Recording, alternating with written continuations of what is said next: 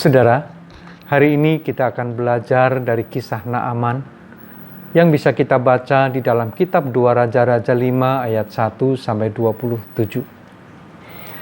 Saudara, terkadang penilaian akan kapasitas diri kita sendiri ikut mempengaruhi bagaimana kita memandang dan menilai orang lain. Penilaian kapasitas diri yang berlebih akan membuat kita menjadi pribadi yang tinggi hati dan cenderung memandang orang lain lebih rendah dari kita.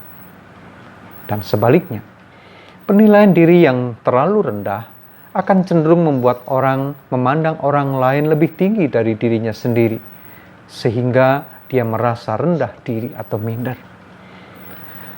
Kondisi ini menjadi semakin parah ketika sekat-sekat golongan atau status sosial di dalam masyarakat ikut mempengaruhi dan membentuk pola relasi antar manusia.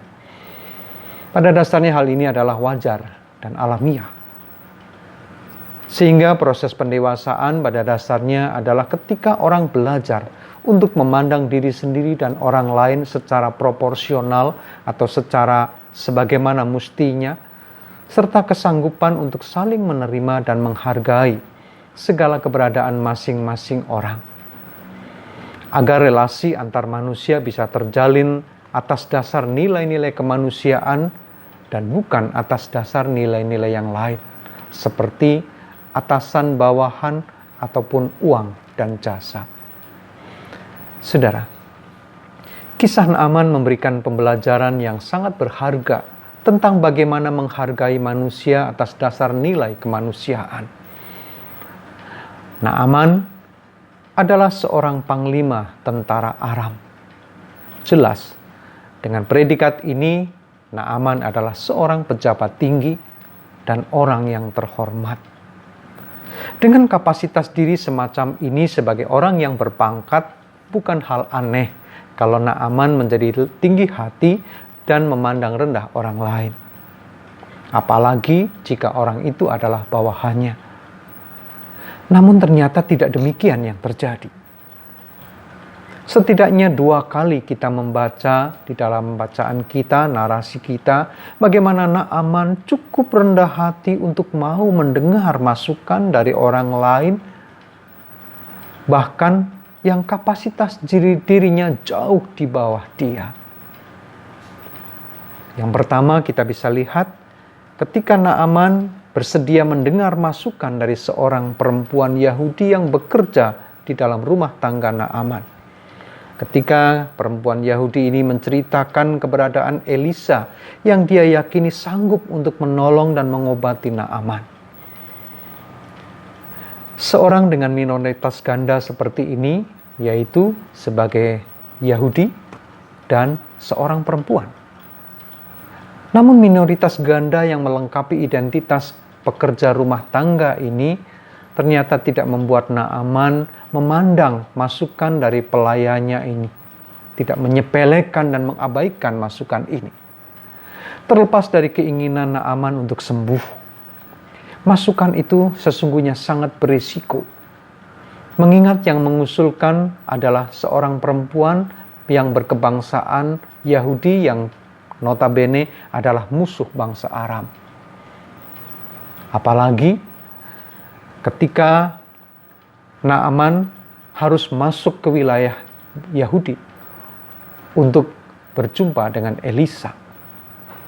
Jelas ini sangat berisiko.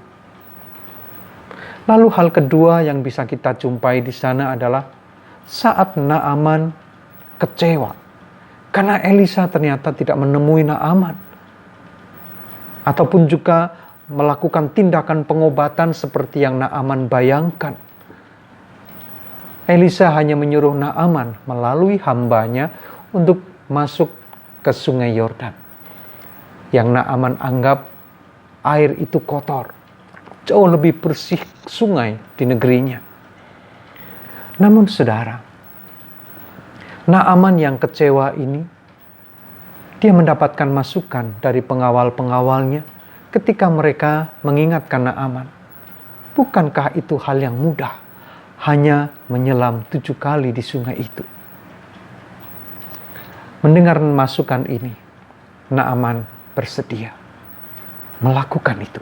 Sekali lagi, terlepas dari keinginan Naaman untuk sembuh, di sana kita melihat bagaimana Naaman bersedia menerima masukan dari pengawal-pengawalnya. Nah, saudara, dua hal ini memperlihatkan bagaimana karakter seorang Naaman.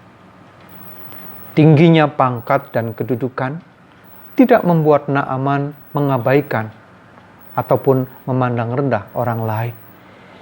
Dia bersedia menerima dan menghargai masukan orang lain, siapapun mereka.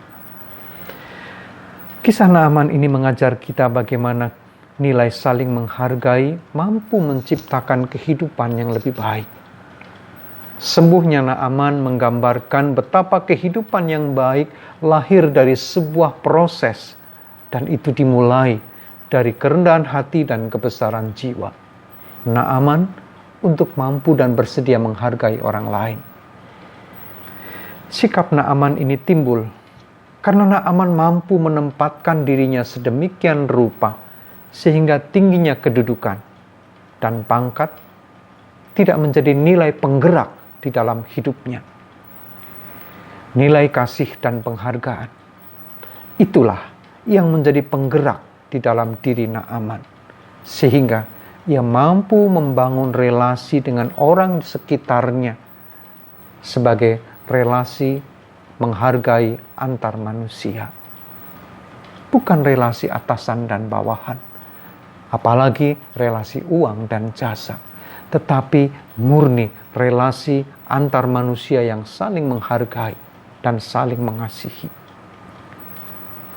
Saudara, selamat membangun relasi atas dasar saling menghargai dan saling menerima. Tuhan memberkati.